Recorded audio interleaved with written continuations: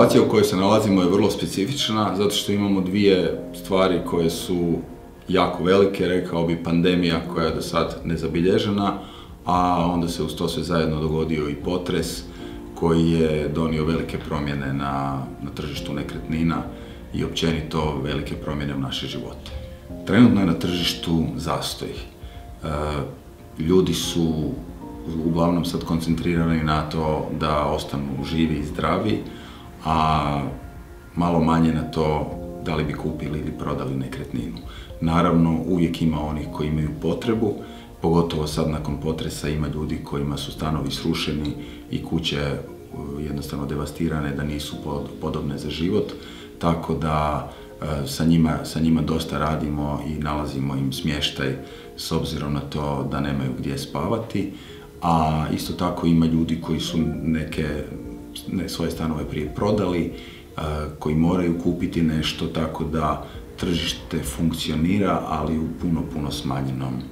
obimu nego što je to bilo do prije mjesec dana. Imamo vlasnike nekretnina koji iznajmljuju svoje stanove i kuće, koji su spremni pustiti ljude privremeno unutra za nikakvu ili za nekakvu naknadu, ali spremni su iznajmiti svoje stanove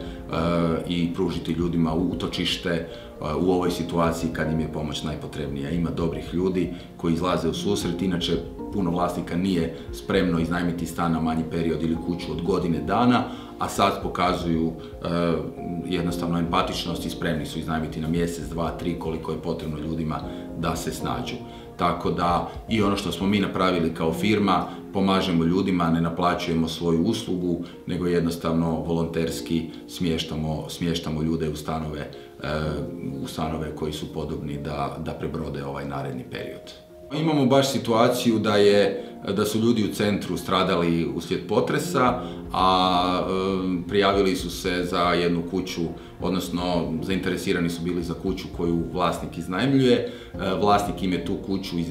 dao besplatno, rekao im je, s obzirom da i